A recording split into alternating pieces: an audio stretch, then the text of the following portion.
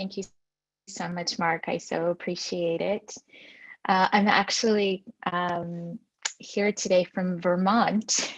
So you see a lot of Can't keep greenery track of behind these me. teachers.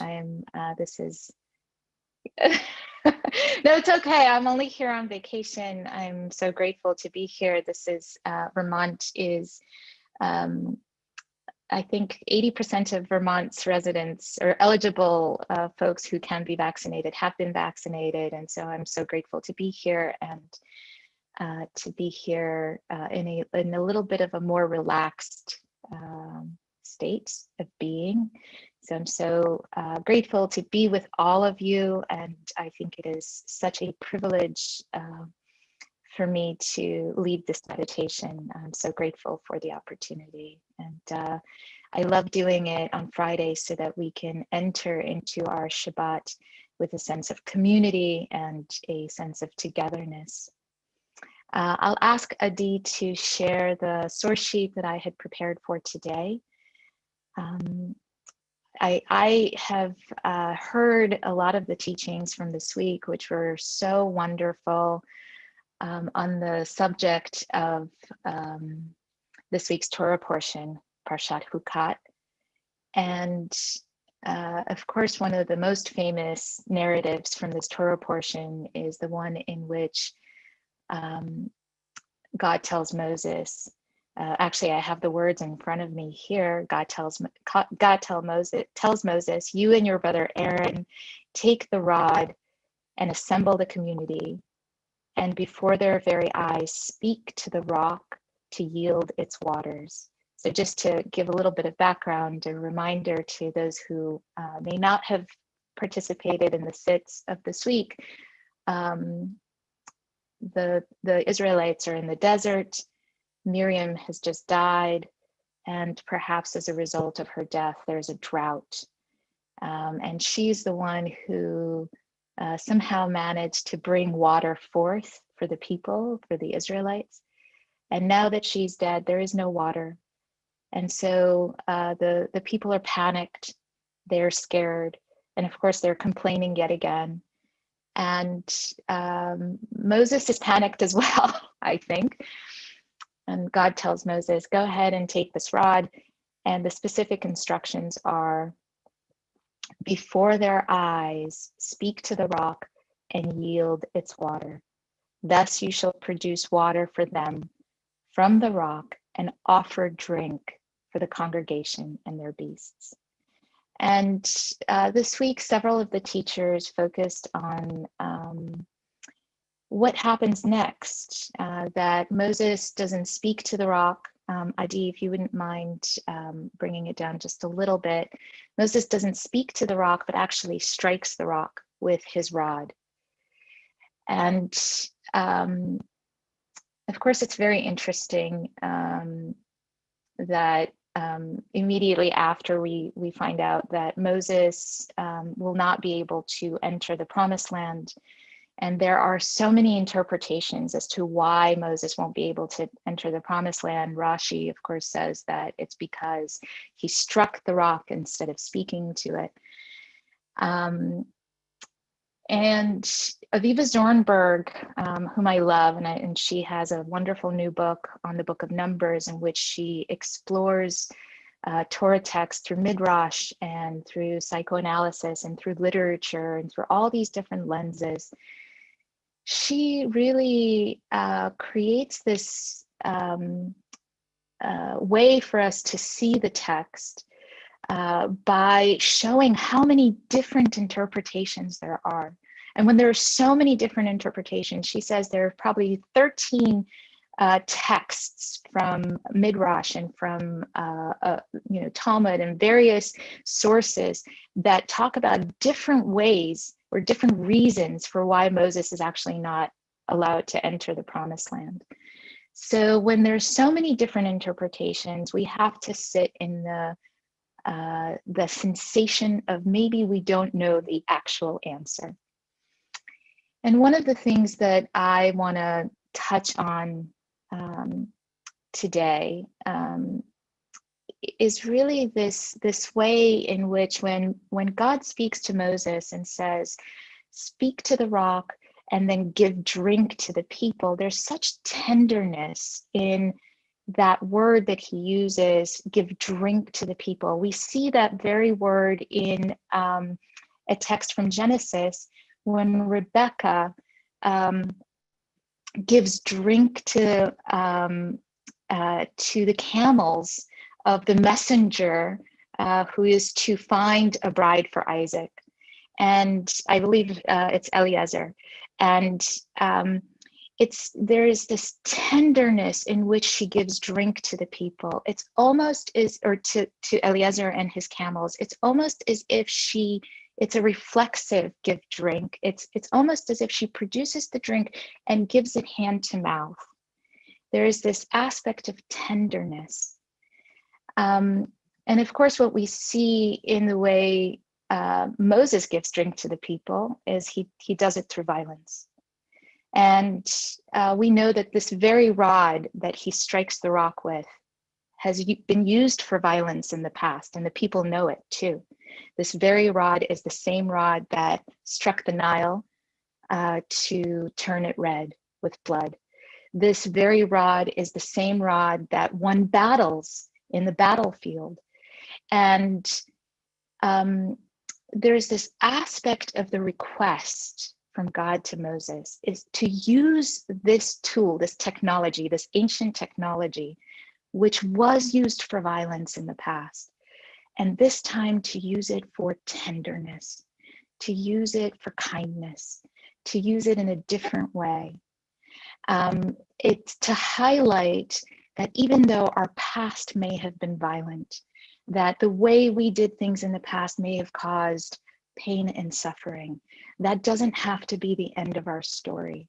We can change the way we use our technology. We can change the way we speak to one another, the way we cause things to happen. And I'll just also touch on, actually, Adi, if you wouldn't mind bringing the text down one more.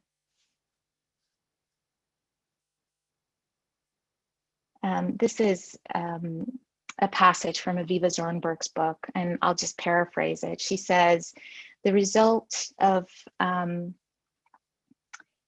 Moses' striking of the rock is that instead of initiating people into their own spiritual resources, instead of acting with Aaron, who was considered to be the man of peace, Moses acted alone. He speaks alone as old chagrins overwhelm him. He then performs the old banal miracle that he remembers so well from the past, the rod, which had long been withdrawn from circulation. It was actually placed in the Mishkan, and all of a sudden it reappears, is now used not only on the rock, but first symbolically against the people, because in his exasperation, he's also being cynical with the people. He says, should I get water from the rock for you? So he does it with cynicism and anger. He strikes not only the rock, but the people with his words. If the miracle of the rod had suddenly come to seem hackneyed, the alternative state of dynamic self-awareness, of being drawn by words toward a place of faith and holiness, could have been evoked only by words of a certain kind. And Aviva Zornberg takes the words of Ha'amek Davar, who describes the desired words as soft, by contrast with the angry, rejecting words with which Moses, in fact, addresses the people.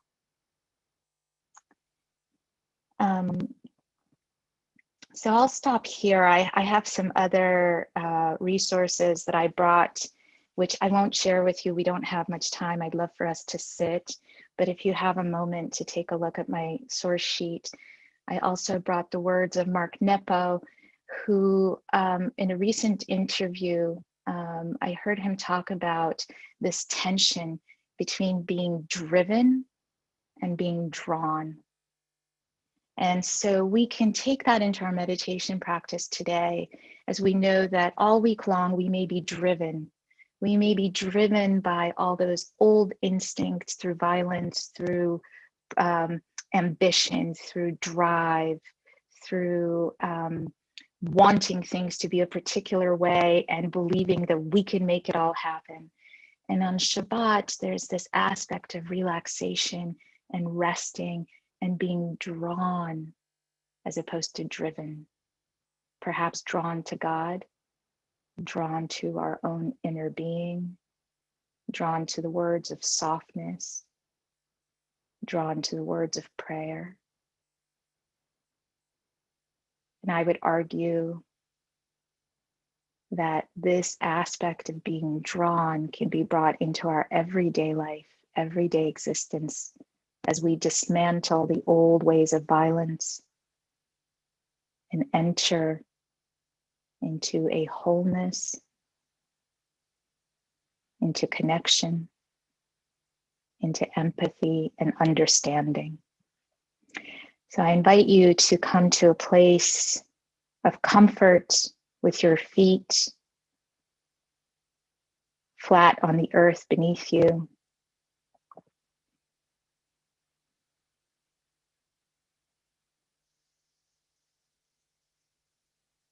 I invite you to take several deep breaths, exhaling the tension that we hold.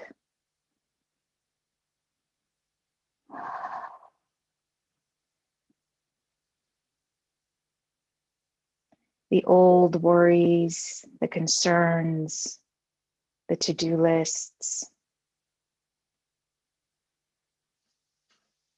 that old sense of never feeling enough. All that which no longer serves us.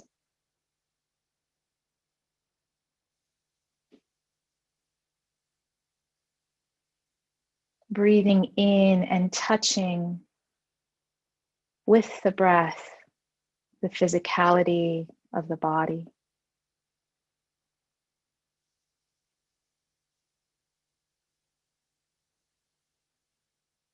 Exhaling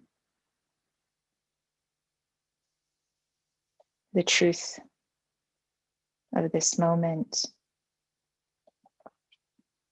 with compassion.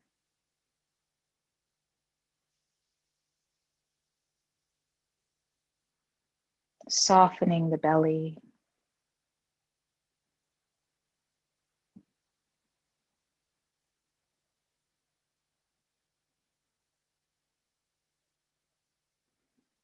As we come into a place of stillness,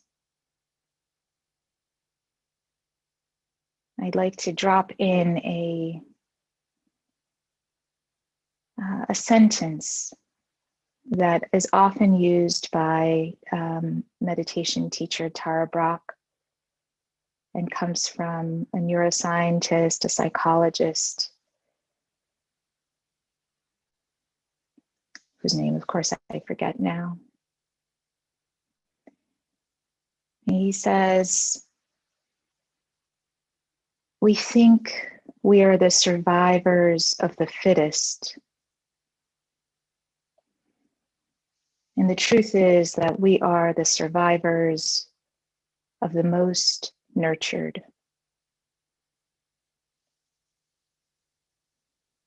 Can we step into that paradigm shift of believing that we can achieve through violence, through force, through brute force, entering into the vulnerability of simple nurture.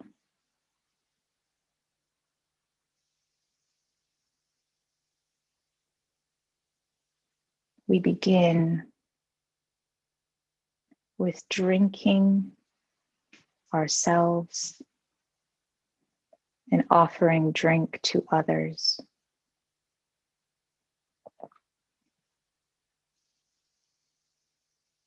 We begin by wishing ourselves well. entering the body with a posture of softness and gentleness.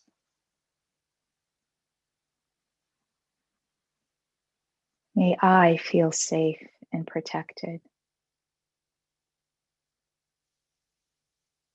May this body, which serves me every day, feel at ease.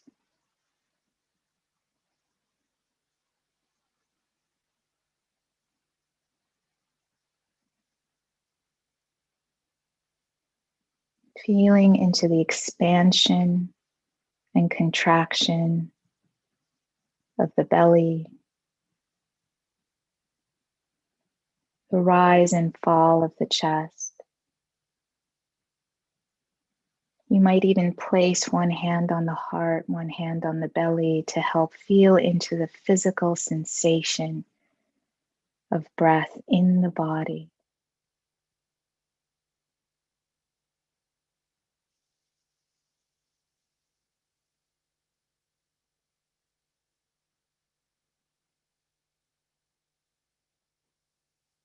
Bringing gentle attention to the trunk of the body,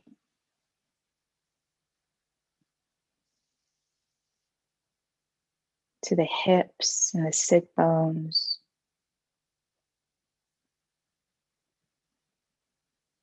the sensation of being held and supported by the seat beneath you.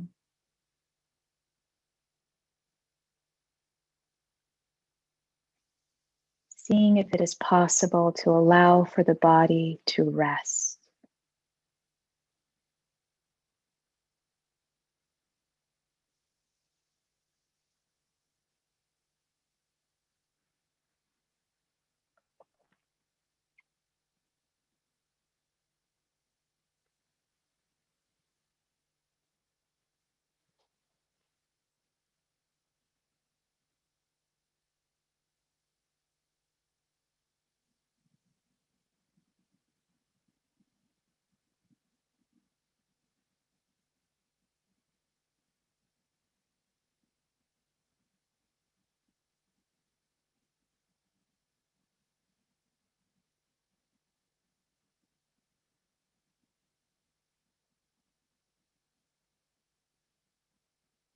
This body that has held so much for so long.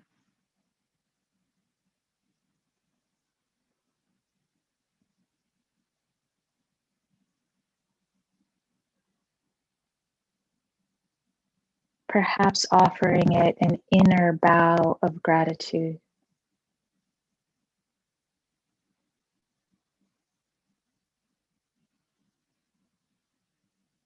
Thank you.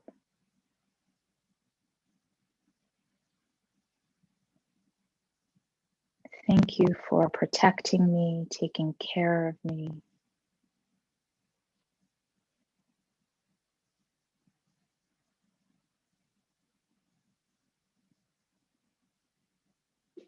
It is okay to rest.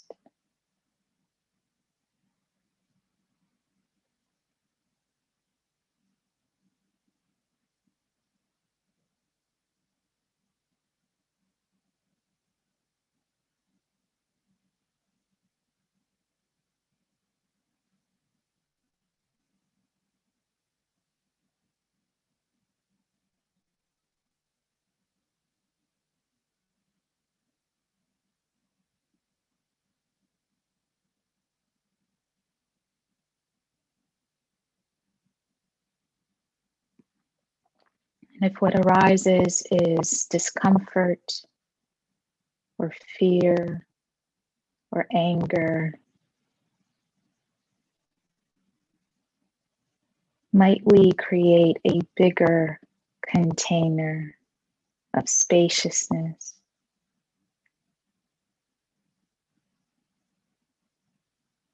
allowing it to be just as it is, but not so constricted, in a bigger corral, giving it room.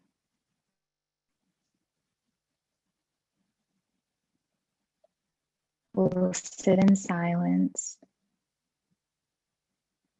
And each time you feel distracted or the mind goes off on its own path, you might simply return to the body, to the breath, to the present moment.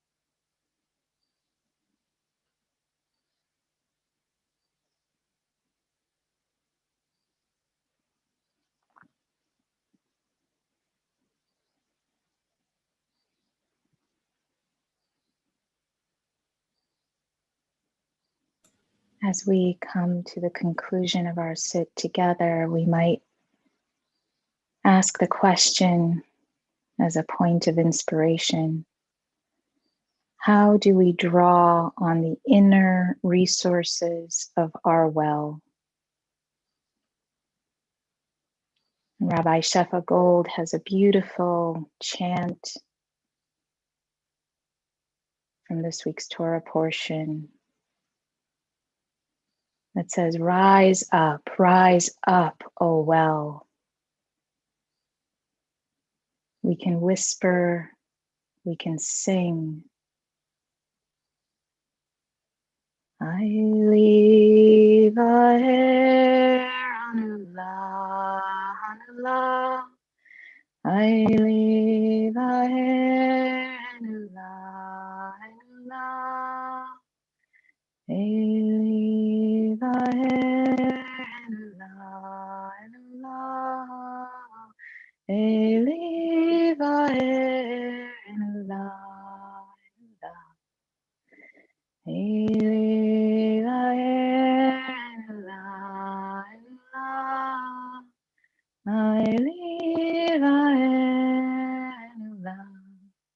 anula. To draw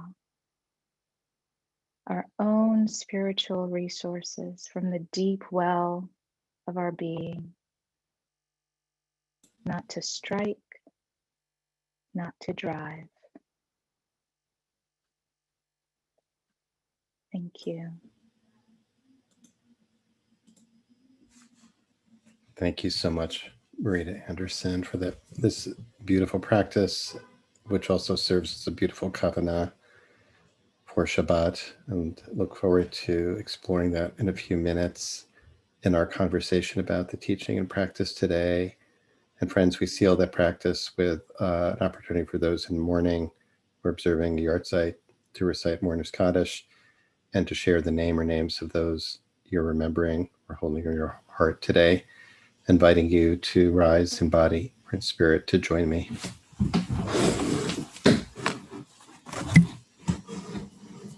Yitkadal v'yitkadash shemei Rabbah. Amen.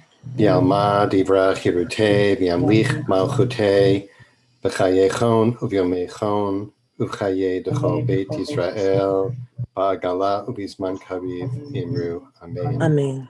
Yehi Yehi shmei Shmei Rabba Rabba mivarach le'olam v'lamei amayam. Maya.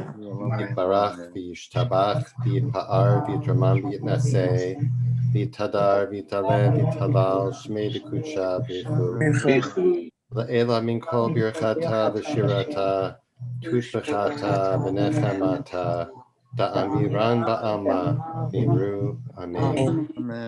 Yehi shlama Rabba min shamaya v'chaim aleinu v'al kol Yisrael v'imru amen. Amen. Useh shalom b'mromav u'yaseh shalom aleinu v'al kol Yisrael v'al kol yoshvei tevel v'imru amen.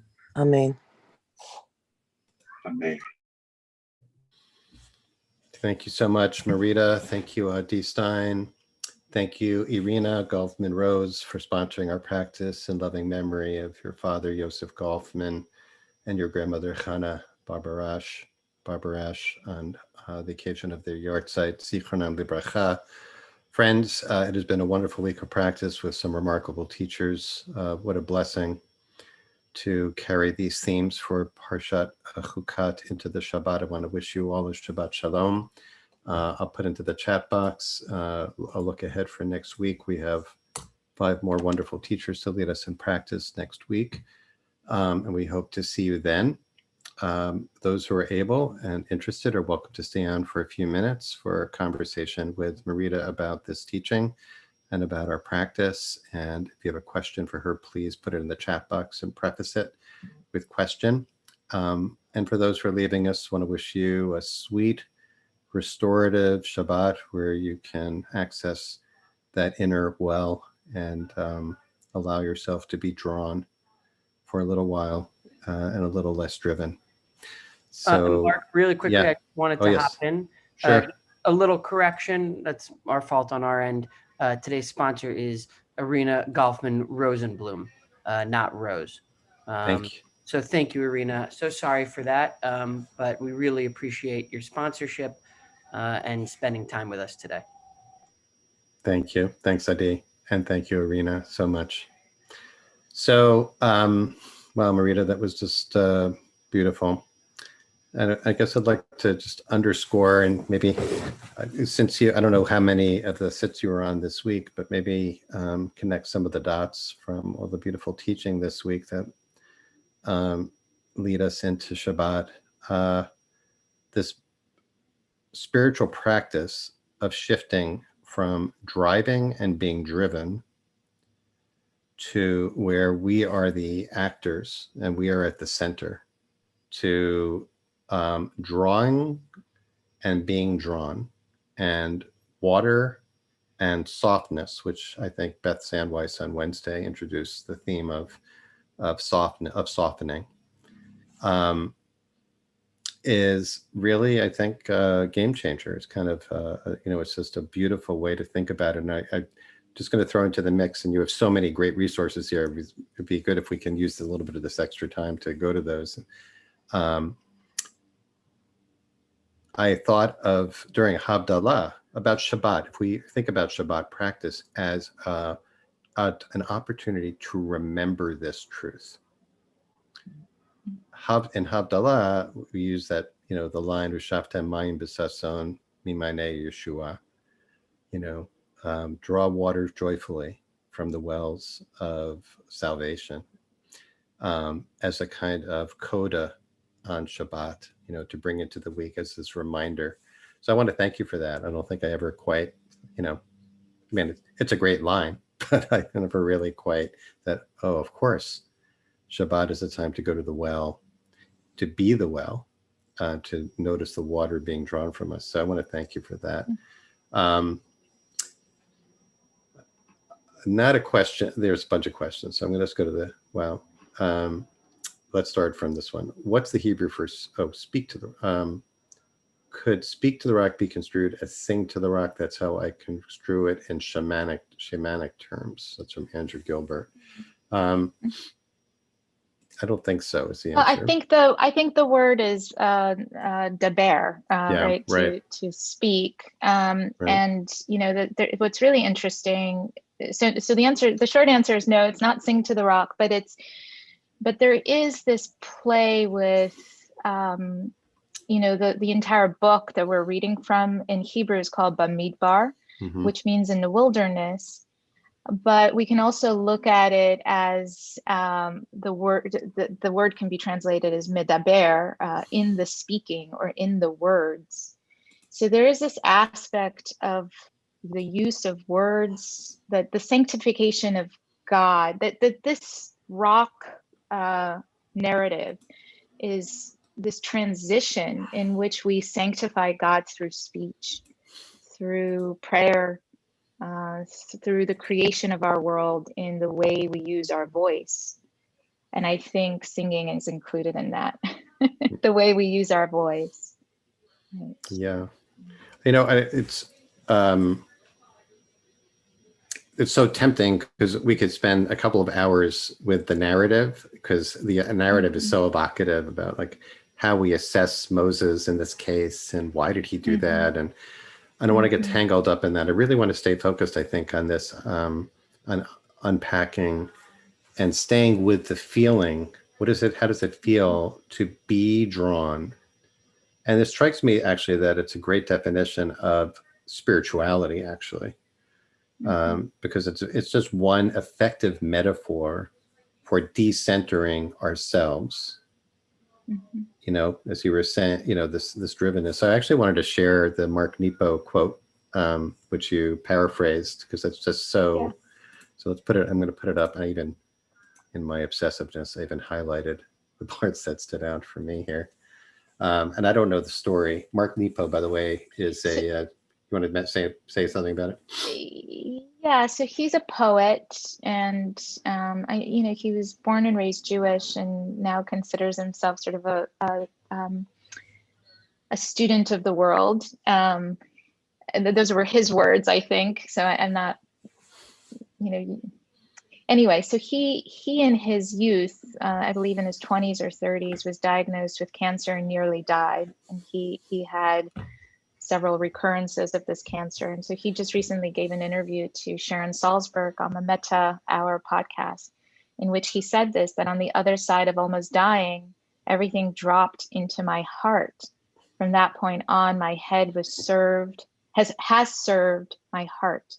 And thirdly, and this is, I'm taking this out of context.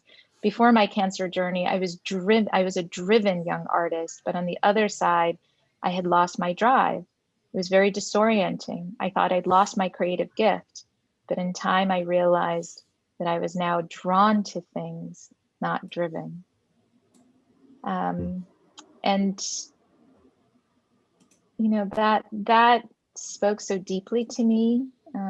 I think that there is such deep connection with trust, right? Because a lot of the conversation around this Torah portion has to do with trust and faith, and what does it take for us to relax into being drawn to that which gives us joy, freedom, a sense of peace and wholeness. And maybe sometimes it's giving up the idea that we'll produce it for ourselves. That our productivity is what will create that. Sometimes it's our cessation of productivity that actually allows for the spaciousness to be drawn. Yeah. There's a question about whether the rod Moses used to strike the rock was the same one that he used to split the sea. I think the short answer, I think, is yes. Yes, but, and you know, that was also a very violent, you know, there's a lot of violence that happens there.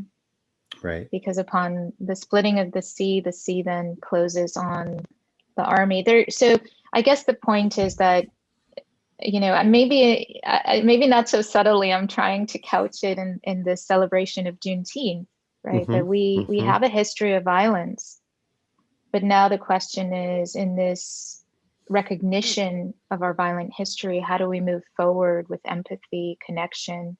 How do we create a world through speech in which we want to live in which we want our grandchildren to live in? Yeah. You know, this shift from drivenness to being drawn or drawnness, probably we could also describe it and thinking about like, well, what leads to the drive, you know? Because it's not necessarily a bad thing, right? That's, you know, at least, you know, that's, we might think about, like, in my mind anyway, I think about it also as the Yetzer Hara, in a sense, is part of what drives us, you know, but in Jewish tradition, the Yetzer Hara, the so-called evil inclination, is not necessarily inherently evil. It leads us, you know, to acts of justice and to build the world.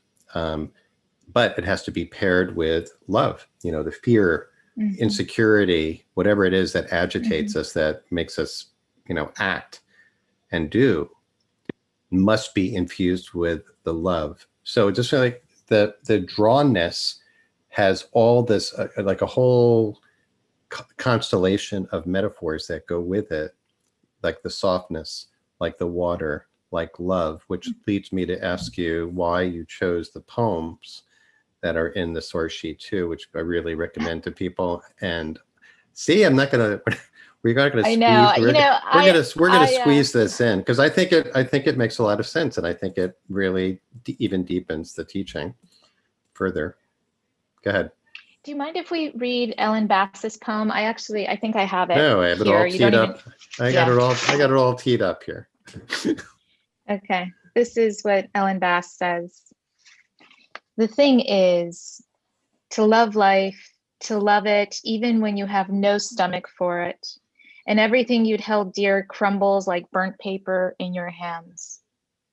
Your throat filled with the silt of it.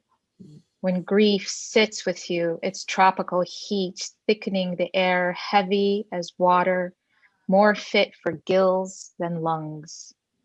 When grief weights you down like your own flesh, only more of it, an obesity of grief.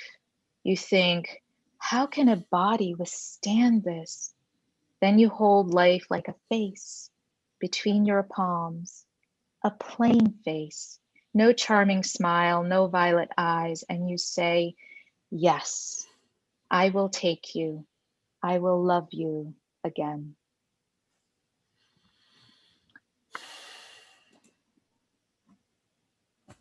Ellen Bass wrote this in 2002. And yet I feel like this is something I want to hold on my nightstand and read every night before I go to bed. Extraordinary poem. Extraordinary. Yeah. That's a good place to leave it, I think. Thank you so much, Marita, for that. Thank you so much. And thank you to this gorgeous community for showing up and for doing the hard stuff. For, I guess I'll just end with Ezekiel's vision of, his words about exchanging our hearts of stone with hearts of flesh. And I think that's what we're all doing here is we are in the continual practice of turning our hearts of stone into hearts of flesh. So thank you. Amen. Thank you for Amen. making sure we don't do it all alone. Amen to that. Thank you so much, Marita. Thanks, Adi. Thank you. Thank you, Irina. And thanks all of you. Hope to see you on Monday. Have a sweet Shabbat. Beautiful weekend. Marita, have a great vacation in Vermont in the green Thank you. in the Shabbat green shalom. mountains. Shabbat shalom, everyone.